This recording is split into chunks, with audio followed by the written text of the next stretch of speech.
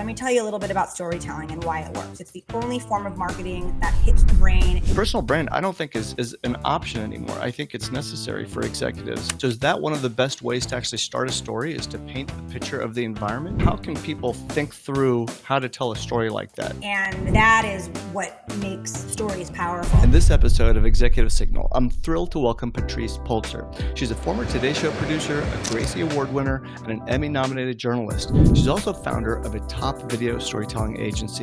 She's worked with Netflix, Lululemon, many other brands to help their executives tell business stories, and recently launched an AI storytelling tool. Patrice will walk us through how B2B leaders can find, shape, and share powerful narratives that promote their company, products, and personal brand with authenticity and impact. Patrice, welcome to the podcast. Thank you. Quite the introduction. You got to follow me around to networking events. Well, I'm really excited about this conversation because you have such depth in your background about how to tell stories. So let's get into it. Let's talk about how executives who don't think that they have stories can uncover stories that, again, that they don't realize that they have. What's the first step? That's a very broad question. So let me kind of just take it back a little bit. I mean, whether you are an executive or you are not an executive, one of the human truth that all people tend to have is that we view ourselves through such biased lens. It's really difficult to look at ourselves and to look at our own journey and paths and see what's special about it, or see why someone else would find that particular story interesting, right? So you have a lot of executives that might say, well, everyone's been through tough times in business, or everyone's had to lay off people, or everyone's had lower than expected quarters. So why would I talk about that? Because that's so common. But the mistake is that within those broad, very relatable moments for executives lies super universal human connections.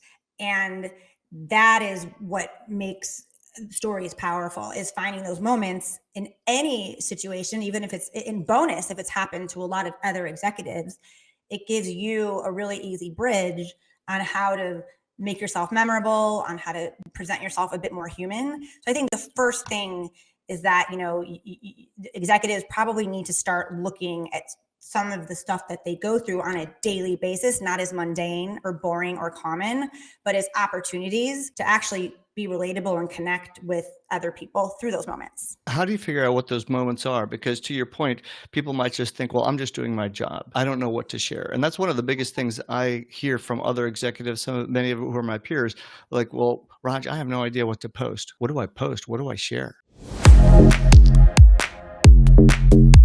So how do you give me an example of how you helped an executive figure out something that they didn't realize was a really cool story? Yeah, so one of the basic tenements of powerful storytelling is the more relatable the story is to another human being, the more memorable the story is going to be.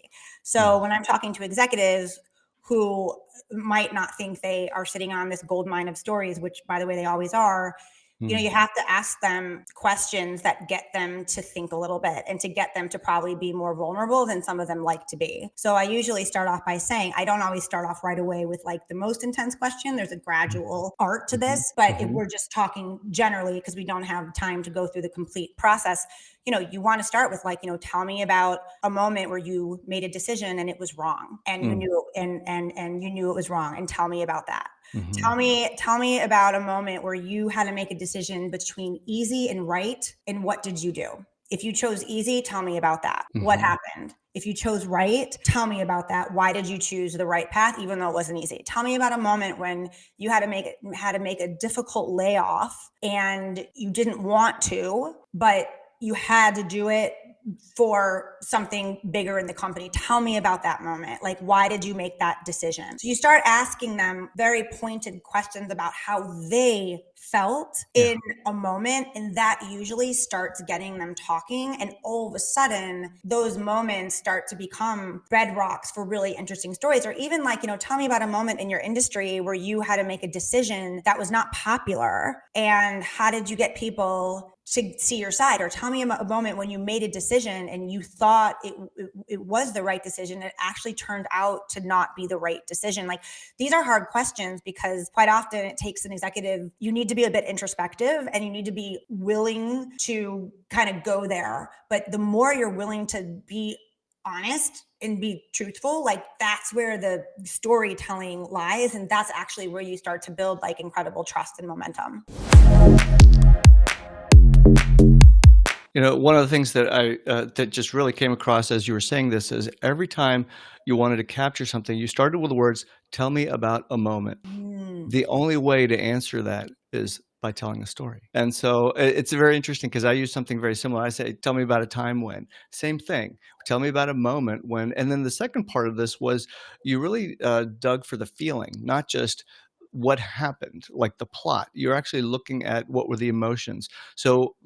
Not every executive wants to be sharing that. They might feel vulnerable. They don't want to share vulnerability. They might want to show, or at least feel that showing strength is important. And of course, there's a lot of research now that shows being vulnerable actually makes you stronger, or at least, shows off that you're stronger. What are your thoughts on that? How do you get an executive who is maybe just a little shy to actually share some of those feelings and wants to just share the facts? How do you get them out of that shell? Yeah, no, that's one of the most common things with executives, especially successful executives, right? That maybe have led a certain way. Quite often when executives, whether it's them or their team, telling them we need to make a shift, like we need to change, we need to evolve here, it's usually because they're hitting a bottleneck somewhere. So if you're hitting a bottleneck somewhere, or they're not getting to that next level, whatever that next level is, it's all relative. Like, some executives want to get on stages, or they want to get invited to, industry conference, or maybe they want to author a book. Like, so like they know. So if they're coming to me, they know that they're going to have to do some work. But again, I don't start out with like, tell me about your shower cry moment. Like, we don't start like that. But usually what I do is, generic lessons without emotion, no one is going to remember that. And so I usually start with facts first. So if I have a very like right, left brain person and they're very fact based,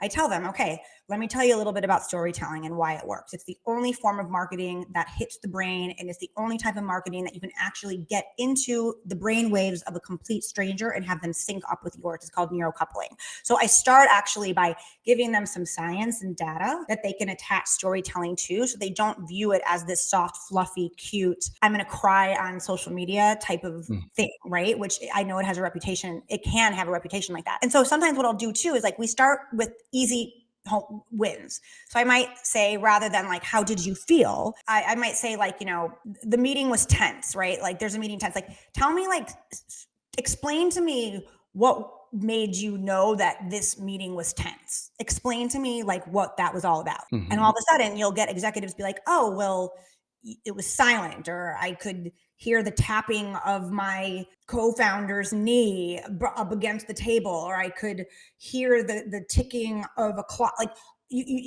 I start with like getting them to describe, not feeling, right? Almost like sensory details. And it almost gets their brain in another frame of mind. So then by the time we get to like, maybe a harder question, or to be honest with you, I'll start with a nice question. I'll be like, you had a really successful product, or you had a really successful launch, but let's talk about that launch. Like, we all know that launches are extremely hard. So tell me about that moment before you are going to send that email to the company or your investors. What was that like when you were about to send that? And they'll be like, oh my God, yeah, I was really nervous. Or so you start slowly getting them to chat to you like a human, and, and not that they have to have a wall, or, be perceived in a certain way. I love that you talked about the sensory parts, because that's very easy for someone to describe without feeling like they're going deep into some place of vulnerability. And your very vivid notes about someone tapping their fingers on a table or bouncing their knee, something that everybody can relate to, and it really takes you right into that moment. You're painting that picture. So is that one of the best ways to actually start a story, is to paint a picture of the environment, or there's some other techniques that you can use to really get to that place faster and bring your audience along with you. Yeah, you're very observant, by the way. This was not we didn't do any planning at all. Yeah, I know we So didn't, but yeah, I appreciate yeah, your no, answer. but you're Yeah. really good. Like you're really good at like picking up on the major takeaways. You can tell that you've done some of this work yourself. So yes, like first of all, one of the biggest mistakes I see in storytelling, especially from executives, is that it goes too broad, too generic. Mm, Like we made a difficult decision, mm. right? Like that's not vulnerable, right? Like That saying that that. feels like the who hasn't, right? And it doesn't feel like you learn anything from it. Exactly. So if someone is saying that and I'm like, oh, I have to get them to go deeper, I might ask them to be like, well, can you talk to me about what your internal dialogue was telling you at the time? Like what were, I know you had to do forward facing to the company and you had to make this really difficult decision, but like when you were driving home that night, like, or I'm driving to work that morning, what were you saying on repeat in your brain? And you kind of almost like get them to see themselves in a third person. And people can often start being a little bit more open with you, but also moments. You always want to hook a story on a moment. Like, for example, right now I'm working with a bunch of entrepreneurs and quite often, we're doing their founder story. So a founder story might encompass 20 years for some of these people. Yeah. Like, how do you encapsulate a powerful 2-minute video? Because we do it in video. How do you encapsulate 20 years into 2 minutes? 2 minutes is roughly 300 words. That is not a lot of words. And the way to do that and the way to stick the landing, as I like to call it, is you hook it on a moment, maybe two, but you always take a moment, and there always is a moment. And there might be several, but you pick the one moment that you're going to tell for this particular story, and you can always tell more, but stick to a moment, because that way someone will remember a moment. They're not going to remember you giving them a cliff note version of the last 10 years of your founder journey or your Mhm. entrepreneurial journey. So on your website, I noticed that your story, your about page starts in the middle. It doesn't start right, like, oh, here's where I started and here's where I got to, and it doesn't start at the end, like, here's what I do now. It started with a almost a moment of crisis, and then it walks you through. Uh, I found that very captivating. And so it just really drew me into, well, how did she get there? So there was clearly a technique behind this. Can you describe that? Because that popped some psychological triggers that kept me reading. Yeah, I mean, that's a storytelling technique. So there's Mhm. lots of techniques. That's one technique, is that you start in the middle of the story, Mhm. or you start at the rock bottom moment at the beginning of the story, right? You start at Mhm.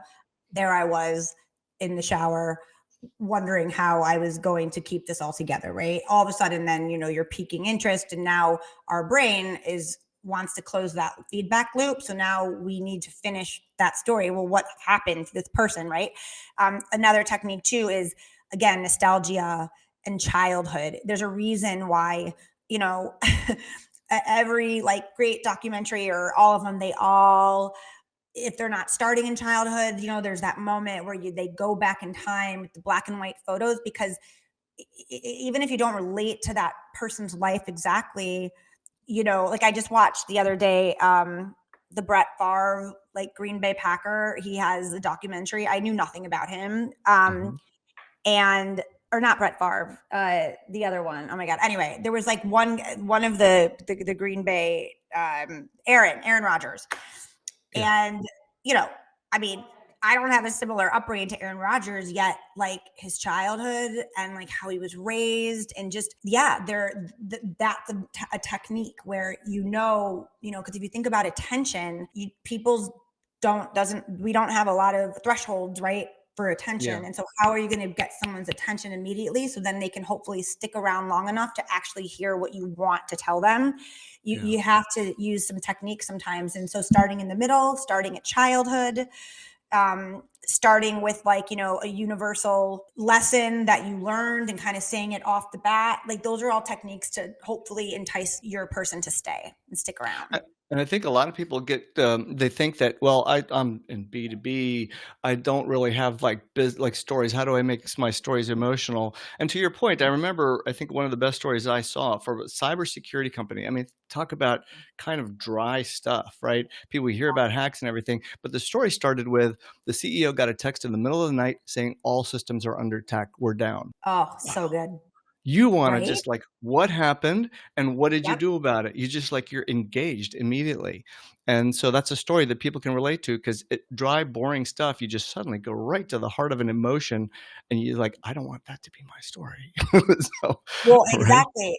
And, in what that person was doing so beautifully, whether or not they, and I'm sure they did it intentionally, is, he or she set the stakes. Like, if you Mhm. don't have a lot of time, you want to not waste time with context and backdrop. And he could have started out like, did you know that blah, blah, Mm. blah percentage is responsible for all your data, or like all those spam calls you get, like you could be getting hacked. I mean, bam, he started with the emotional moment. He started with that, he set the stakes, and then he probably moved into some like moment of truth where, he Mhm. or she realized that, like, oh my God, like I can change this, or I can make this better. And then if he was doing his job well, he would have looped that story back to what it meant for the audience and what it meant for me, because we all care. We want to know what's in it for us. Yeah. Now you'd mentioned different techniques. So, and looping back. So that sounds like a technique also. Can you describe that? It almost sounds like there's an arc where you've kind of created a punch point and then started rewound and then arced it over to the end. How can people think through how to tell a story like that? And like, what's the process? Do they take notes? Do they write down stuff? Like, what do they do? How do you make that story? Yeah, I mean, look, there's lots of different techniques, depending on what type of story you want to tell, right? If you're telling a Hmm. founder story, if you're telling a customer story, if you're telling, the hero's journey story, if you're, but by and large, just a very basic one is, a story always has to involve a Hmm. change internally. It can be a change in your way you think, or it can be a change externally, like an exchange in, like in the environment. And so, a very loose way to think about it is, you got to set the stakes. So kind of using your cybersecurity, that's a perfect example of someone setting the stakes. I got a text in the middle of the night at 2 a.m. All your bank accounts, have been hacked, and none of your social media logins work anymore. Okay, stakes are set. Then the next part of a very loose kind of story formula is, once you set the stake, give me contact, bring me into that moment. How did you feel? What did you see? Those are two questions you can always ask yourself when you're thinking about telling a story. How did you feel? What did you see? I saw a text on my phone stare at me at 2 a.m. Those are details. I felt dread. I felt a knot in my stomach. Boom. You brought me in, and that's not a lot of words. Okay. Next part of that story. The middle part would be, okay, this is like the moment of truth. So if I'm this founder, this is like, the scene where, in that moment, I realized that, like, all of my family's albums were gone. I'm just making this up, right? Like, you almost, Hmm. you bring the moment to make it hit it home or personal. Like, Hmm. what did that mean? You got to text that mean. Like, oh my Hmm. God, that meant that I just lost the last 5 years of my family archives because I put everything on my Instagram because that was my family album, and, my grandmother passed away or something. Right now, all of a Yeah. sudden, you're bringing this in. So I did not want that to happen to any more people, and I knew to figure out a way. So Hmm. then the next part of that story is like, okay, like, what did you do? So again, that's a very like loose way, but Hmm. it's like context, setting the stage, what did you do, the change and the complications, and then kind of the end part of that is the consequence and the resolution, like how did that resolve. Yeah. Now, I mean, working in television, you've got a certain amount of time, seconds, minutes, Yeah, that you're allowed to tell a yeah, story. So there's a lot of stuff that ends up on the editing room floor, or deleted now. I guess there's no editing room yeah. floor anymore. So how do you decide what are the most important parts to keep into the story, and what you edit out in order to keep it tight? Yeah, no, that's a really good question. I mean, most of the time people put too much backdrop into it, right? They take too Mm-hmm. long to get to the actual meat. So they'll take you through the lead up, so much runway for like how you Yeah. got to be the founder of that company. Again, using the example you use, that's a real, like, most people wouldn't start there. Most people would probably be like, well, I used to work at this company and I would notice this, and I noticed that and that, and all of a sudden, but you're a minute in, and you're bored Hmm. out of your mind. So, Yeah. you know, there's all, the details. You don't, especially with video storytelling, you don't need as many details. And, again, you always want to focus on like, what is the one takeaway? People's brains cannot take in that much information. They're not going to remember, even if it's an amazing story, people are only going to remember probably one big thing. So it's really getting clear on what is the takeaway that you want someone to leave that story with. And so if it's like the cybersecurity, if you want the takeaway to be like, we understand your pain because me, the founder, actually lost all my family's personal stuff and it killed me. And that's why we're safe and we're family to you. Like if that's the take, then you want to make sure that like everything connects to that. And if it's too dry, if it's too data driven, if you start putting in a lot of numbers or a lot of stats, like you're going to lose people. You're often best on focusing on like that emotional takeaway and then focusing it on a character. So if I'm that founder and I'm using my own story to hit home the message of my company's mission, that's a win-win. Like if you, the founder, can relate to your customer. Now, founders and executives aren't always the perfect mirror of their customers, but if you are and you can really relate to the pain of your people, then you're foolish by not taking in a personal moment and looping that, because that just makes you that much more trustworthy as well. So it's personal moment yourself and again, like a moment, like trying to find one moment, not too many. Yeah, I've found that, especially with B2B executives, that sometimes just telling customer stories also makes a bit of a difference if you don't always have your own stories, because you may have a certain number of stories, not endless, right? But with your customers, if you're talking to them, you really truly can find an endless amount of stories. I remember one of my companies, we used to sell data, boring stuff. I mean, just really like, okay, what's so exciting about numbers? And so what we tried to do is correlate that to the impact that our data had on the companies using our system and what it meant for their customers, and really painted a picture so that people would look at that story and say, I want that to be my story. And one example we had was, so we used to sell wealth data for people in the United States. The company's called Wealth Engine, and nonprofits would use our data to figure out who they should go after in terms of like pursuing donors and so on. Again, kind of like boring stuff, right? But what we found is when we talked to our customers and said, tell me about a time when you had a really good successful moment using the data, and then they would light up. They're like, oh my goodness, we were pursuing this one family. We thought that they would be able to give maybe a few $1,000s, and your data said no, they can actually donate over $1 million. So we invited them to do a tour of the campus and we showed them all the stuff. 2 months later, we had a check for $5 million. And you're thinking instantly, I want that to be my story, right? And so I think capturing that is really, really important. And to your point about cutting out a lot of the stuff, we didn't need to go into all the extra details, just the punch points, right? Yeah, I think you forget. I mean, look, it happens to all of us because we're all guilty of getting in silos where you're in your bubble. Like, when I was in TV, everything lives and breathes and dies by that industry. And when you're in that industry, it's the most important and but you forget that, oh my God, like there's a whole world. And the same thing with other industries that, people are not thinking thinking in that lingo way, and they don't know. And so it's a reason, and there's a reason too why, nonprofits especially will always focus on a child or a village or a place or rather than, 80% of our proceeds have given water to all of Europe, or I'm just whatever, right? Like that's a story, but that you're not going to remember that. Like you always want to hook it on someone or something, and your chances of connecting are just so much better.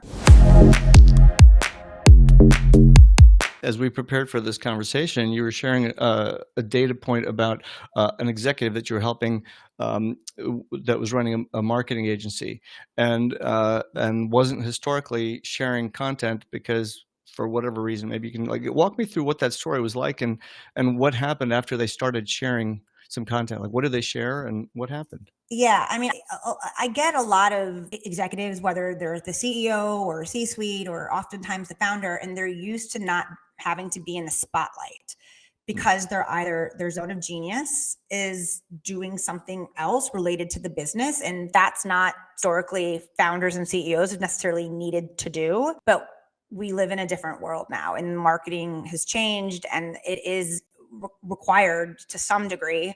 I think the onus is a bit more, unfortunately, on female founders than it is on males, which is like a whole other discussion. Like female founders are expected, I think, to be way more front and center in the brand, less so than men, but that's changing a little bit. And so I was working with this like executive who has a very successful media company in Chicago, and he had 7 years in, he had never barely posted on LinkedIn, nothing. And he was fine with that. He didn't want to be front and center. It's not about him. It's about the product. It's about him. It's about the customers. It's not about him, right? That's always what you hear. It's not about me. Well, he was starting to run into some issues because even though his company was on paper better than his rivals from a profit, revenue, P&L, you name it, if you were to hide his company brand and like 5 other brands that you would probably, most of us would recognize, his company would be top every single time. And he was walking into a meeting in a large bank to potentially get some investment for a new product arm they were launching. And not one single person in that room knew who he was. And he spent the first 5 to 10 minutes rather awkwardly, he said, like answering questions like, wait, who are you? And I'm sorry, even though he was like a huge deal, and it kind of dawned on him that, wow, I know we're better. I know the way I lead my company is better. And yet I'm just over here not telling anyone about it. And so we had this moment where he approached me last year because he had been following, he gets my newsletters. He's like, I really am into your newsletters and like, they're so good. And I read them all. And he goes, and I'm like, half the time, I'm like, I'm not even in your world. And yet I'm like, I got to finish this newsletter. He's like, I want to do what you do. So we started working together, and it was a bit painful at first because he had never done anything. And he was very executive. So he's very corporate. So anytime we'd start, I'd ask him about, his upbringing. He'd be like, it doesn't matter. Who cares? Like, this is what I do now. It matters now, right? My results now. And it took some time to be like, people actually care. Like, they really do care. And so after a while, he started getting into a flow and he started posting, and not even every day. He posted maybe twice a week, sometimes once a week, but it was a quality post. And it was a post that was not written by AI. It was a post that only could have came from him. And it was a human felt post. And he's, by the end of the year, he came to, I saw him in Cannes. We had dinner together, and he told me, he goes, I cannot tell you how many people will come up to me and be like, I saw that LinkedIn post you wrote and I sent it to my team. Kara Swisher is, a name in media and was at Cannes doing a podcast, thing, and called out his company. And he didn't know this, in the audience as her favorite thing that she reads every day. And like, he just said that it's not even about followers, right? It's not about the amount of followers or vanity metrics, but the quality of relationships he started to have in this past year. He spoke at South by Southwest. He spoke at Cannes. He is on his way. He's been on some huge podcasts this year. And I really believe it's this mental switch he had about, I actually owe it to my industry, and I owe it to other people that are not where I'm at to have a viewpoint of possibility for being able to actually lead a very successful company and do it in this really human, awesome way. And you don't have a lot of people in his space doing things the way he does. And so he changed his viewpoint on, like, it was his duty. And I think if more people felt that, especially if you are doing something cool and you're doing something against the grain, if you're doing something that's like soft, we need more softness right now in this world. Like, we need more empathy. We need more bridge building. And you're not, like, you're doing a disservice. We have enough of chest thumping and like, productivity, 4 a.m. Okay. Like, please, like, let's balance this out a little bit. And those are the people that don't tend to be as chest pumpy. So it's. I love that you're touching on executive posting, because I think that there's That's a big need out there. There's so much content that people are just thinking that ChatGPT can generate for them. ChatGPT then becomes their voice, and it's the most generic voice now you will see. And I know executives who just like, oh, I don't know what to write. They put an idea into ChatGPT. It looks well written, but Mhm. honestly, it's very easy to recognize. And they post that, and I'm just thinking to myself, oh man, you are absolutely diluting your personal brand. This is going to have some Yes. fairly long-term consequences for you and your Yes. company. And to your point, with your story, I think that executive's personal brand, before they started sharing their stories, was not as well known, and they clearly realized how important, just for their own business, to get Yes. loans, to get whatever they need to do, is it's so Yes. important just to have that. So personal brand, I don't think is an option anymore. I think it's necessary for executives. And again, to your point, it's not just CEOs, really, right? It's if you mentioned earlier, if you wanted to have a TED talk, if you wanted to promote a book, write a book, if you wanted to get some other, maybe a promotion, maybe you're a COO and you want to become CEO, just getting out there, I think, is really important, non-negotiable at this point. Yeah, and I think another point to make too is, as we've seen, corporate America is a totally different arena right now, right? These are Hmm. long gone are the days where you're at a company and it's family and you're there forever and everyone loves each other. It's just not Hmm. how it is anymore, right? And the landscape has changed and the loyalty has shifted, and the only true thing that you own are your ideas, your thoughts, your brain, how you put yourself out there. And quite often, that is the protection mode right now, because Yeah. as we're seeing with AI is eliminating jobs. And it's really hard to eliminate someone who has such a unique point of view and is out there in the company and is really valuable because of their human connection and relationship skills. That's harder for AI to replace. It's a lot easier for AI to replace someone that is maybe doing a good decent work but is just super quiet about it, and like it's so in a Yeah. way, like, and I actually, in my last program, because I work with founders and in a program called Founders Fire, and one of my students works at Apple, and she's been at Apple for 12 years. And at first you're like, why are you, what's up? Like, you're at Apple, right? Like, she's Hmm. flying high. Like, she's been there for 12 Yeah. years. Like, she's like got an amazing job, and she's so smart. She's like, I can sense the shift in my industry, and I'm not, I've been here for 12 years. Like, I gotta keep either real sharp and myself more untouchable, not just based on skill, because as we know, like, now you can learn how to code with AI, and now Hmm. developers have to sharpen their tools. Before, they were Hmm. untouchable, right? Engineers, Hmm. developers, like, bow down. Not so much anymore. Like, how are your AI prompting skills, engineers? Like that, okay, like, you don't have it, sorry, next. So, Hmm. like anything, you have to sharpen. And so she came to my program because she's like, I need to learn how to weave in myself more and make myself known. And she worked with me in my program. And by the end of my program, she was teaching in they have like an all girls, like, Apple training center in Saudi Arabia. And she was asked to go there and lead all the training there. She was written up in the internal company newsletter. She said that is Mm, like that has never happened to her in 12 years of mm, working at that company, because we started working. How do you weave in your story in really organic ways, right?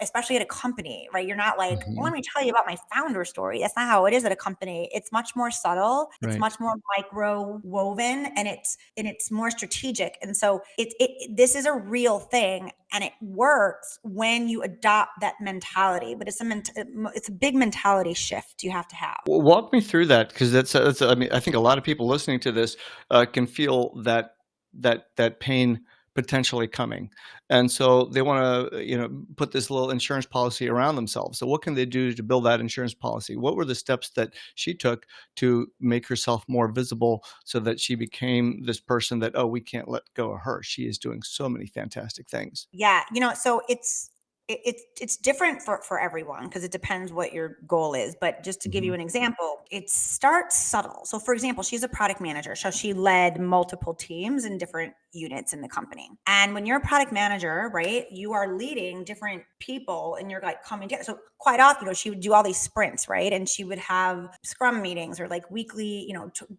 they'd have like an all hands on deck, like once a week or something. And normally when she would start that meeting with all these different people, you just get down to business. So you're like, all right, like, let's go through the agenda. But I encouraged her. I'm like, why don't you try this time instead of just getting into it? Why don't you take 5 minutes and just say, you know what? I'm here every week and all these people, you're tuning in from all over the world. Which way? Let me tell you just one little story about why I love doing this work or what happened, that made me really inspired to do the things like that I'm doing with you guys here on the team. So she started like doing that. And she said that the tone, and this was over time. We were together for like 9 months, but like over time, she said at first it was awkward. She was so awkward. She was like, I felt like I wanted to die. And she's like, this is my team.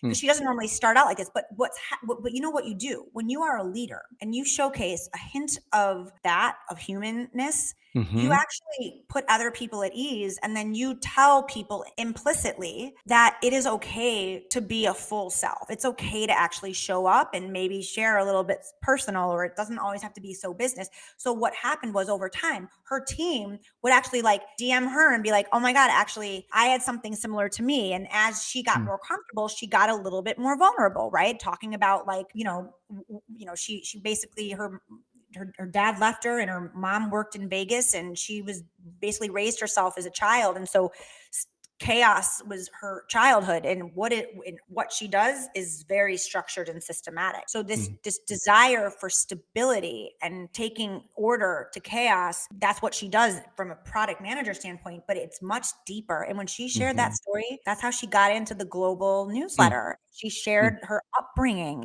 And so when you do that, she got a promotion. She didn't get it. She was approached by a different unit in Apple, and they're like, we want you to interview for this role. Wow. Much higher than what she was doing. She didn't get it. But my Okay. point is, it's not a home run every time, but she now has the skill set to just hold on. And then she just buy herself time, because maybe she wants to stay at Apple. Maybe she wants to leave and go do her own thing. But regardless, you take control. You are not at the total mercy of your industry that is at the mercy of inflation and society and politics. You can't control that, but you can control your image and like how people perceive you. That is a very powerful story, and I like that you said that, you try, okay, you may not get every single win, but now she's on the radar, right? And so that alone is making a big difference. Huge. That's all it is sometimes, right? People don't, it's especially these massive companies, and Apple's an extreme example, but you take lots of companies, you get past a certain point and it's impossible to know everyone. Even if you are a founder or C-suite and want to know everyone, it's hard. And so you have to take your path in your own hand. And I think in corporate, I'm guilty of it as charged. I was in corporate for a long time. You sometimes feel powerless. You feel like it doesn't matter what you do, or if you get a terrible boss, you're screwed. And so there's this powerless feeling a lot of times. And I think that also what leads to a lot of unhappiness in corporate. But when you start owning I hate saying brand. It's so overdone. Like, we're humans, we're not brands, right? But when you start owning your stories and you start owning how you want to share stories or not, that's when it gets interesting. And that's when you can start opening up different doors for yourself in corporate. And also eventually, if you do leave corporate, that's now you have the momentum to go off on your own or consult or fractional work or whatever you do.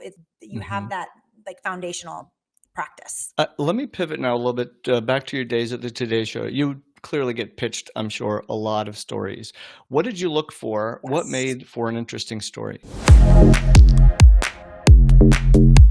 Yeah, that's a really great question. I mean, you get pitched, oh my God, hundreds of times a day. So, and you know what is interesting is, you can have 3 people in front of you, in your inbox or on your desk. And even if you had 3 businesses and business A was the most experienced, or even like the most popular, the most known. But if you had business C that maybe you didn't know, but they pitched you a better story, we always would go with the business C. So this is also why I feel so strong about storytelling, is like I've seen it in action from a non-business hat when I didn't even know I was going to be an entrepreneur, when I was still totally in journalism mode. Like it drove everything, at least that I did, right? I mean, sure, maybe change now, everything bleeds into one another, but when I was there, it's pure story. And so, most of the time you don't read half the pitches, but it goes back to the basics. Like if someone, has an opening line, you don't just go to third base with someone, right? Like you like start it first, right? And so like the opening line might be,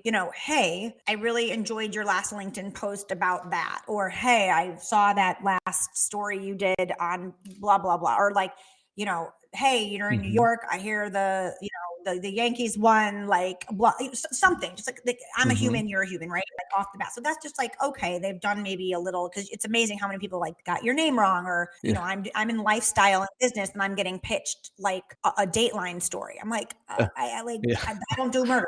Like, why are you pitching me a murder story? But it's been blasted. And the thing is, in these newsrooms, it's small. So even though it was blasted to me, I might sit 2 aisles away from the Dateline desk, and already I'm annoyed, and I don't want to pass it on to the producer that I know at the Dateline desk, because I know this person pitching me is just blasting me. So you have to understand too that you're not in a silo. Like you might think you're blasting, a big organization like Today's Show or NBC. It is small, and everyone is near each other, and everyone talks to different units. And so that's why it's worth the extra time to like make sure that you're actually tailoring your pitch to it. And you can say, you might not be the right person, and I'm so sorry. Like, but even that is human. Like that's a human line.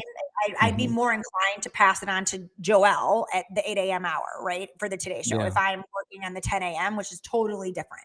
Anyway, so we're getting off here. But my point is, but the best pitches always would usually involve like your cybersecurity example story. It was 2 a.m. I got a text and it woke me in the middle of the night. Take me to the emotion. Tell me like that you get it, that you get this is a storytelling organization. So you're going to match it with a story. And then also look, like, and I know this can be overdone right now because, vulnerability is like this token word, that being vulnerable isn't just acknowledging hard things. Being vulnerable is actually acknowledging your role in that hard thing and what your responsibility was to that. Like being vulnerable isn't like I had a horrible, I had a horrible boss and I hated him and he was so mean to me.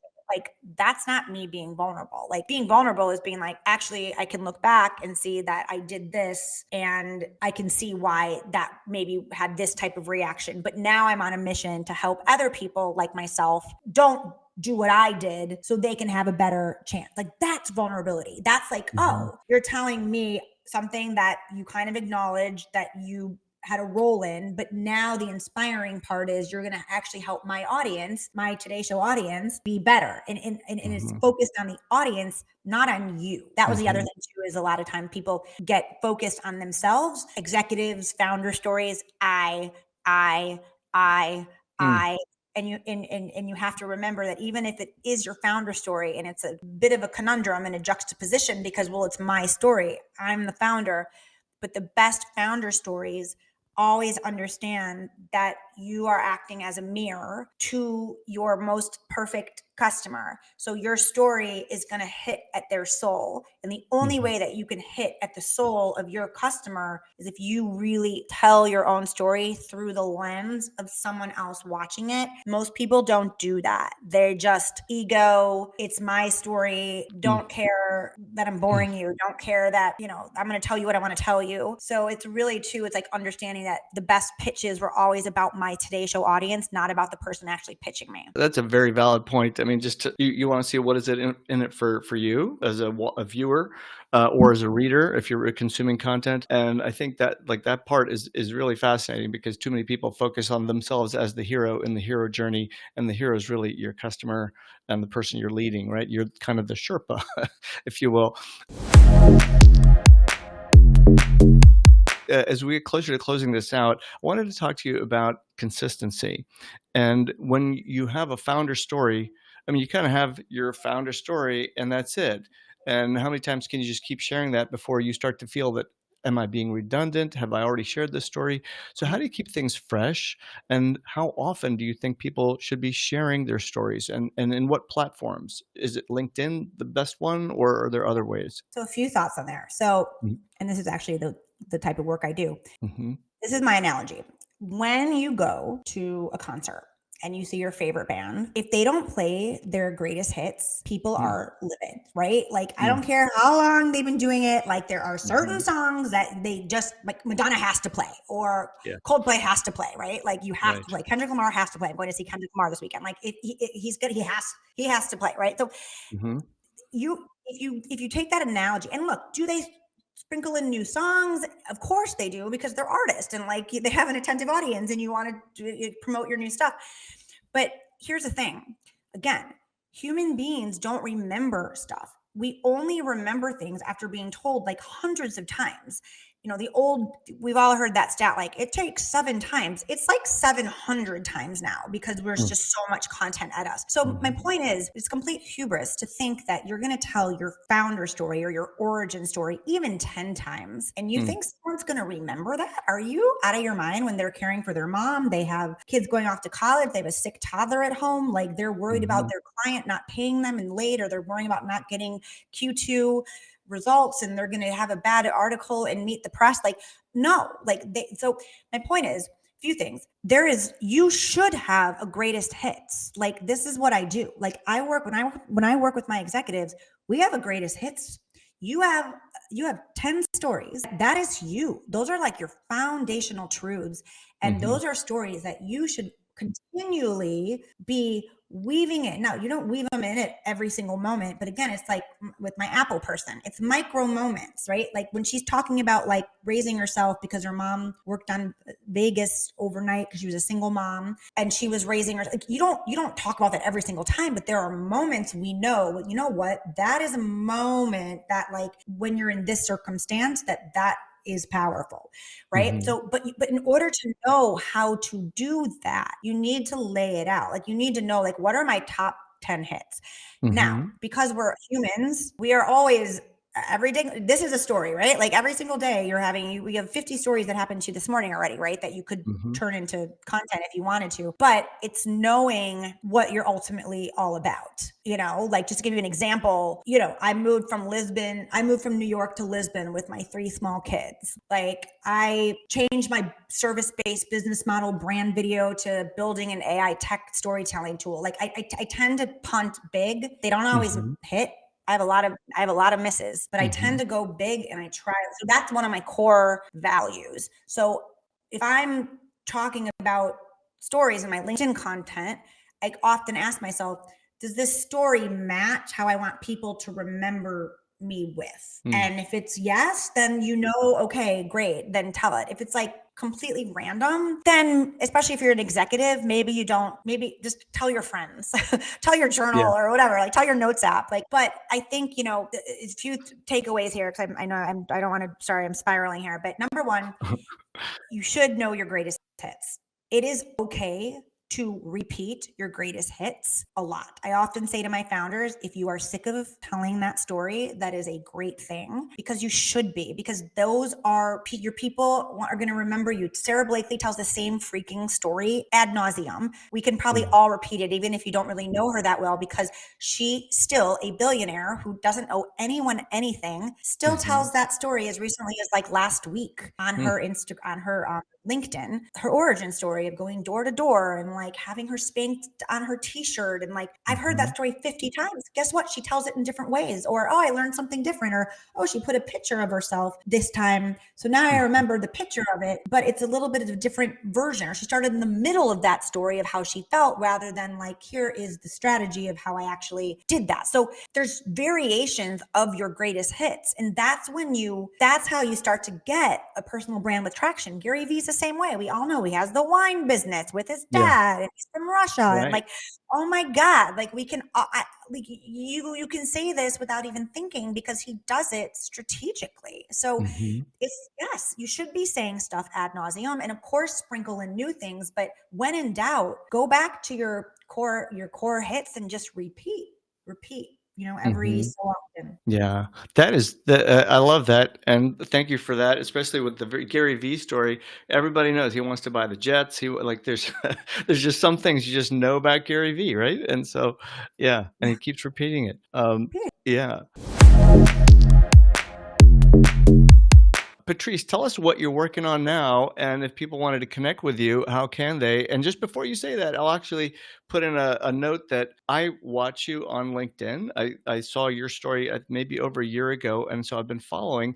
And what prompted me to reach out to you to do this podcast with me was the story you shared about buying a hat. That was on LinkedIn. And I was like, Wow. oh, and you know what it was? Honestly, the person that you posted the picture of reminded me of one of my friends who looks exactly like that. I was like, is that my friend? Oh, it's not. Oh, let me read that full story. So you never know what angle this is going to come at you, Oh So, my God, I love that. And also to kind of just another supporting example, I just hired a marketing person for my AI storytelling mhm. company, and she had no idea, but my mom was a single mom for a lot of years with me. And this woman was a single mom of 4 kids. Some people would run with that, Mm, right? I don't want to hire a single mom of 4 kids. I also know that she left like a pretty intense situation to build her business. She had no idea that she wasn't even trying to share that just, I kind of knew that a little bit, and but as soon as she said she was a single mom, and I knew the stuff that she had done for other people. I had 2 other people that that I had interviewed with, and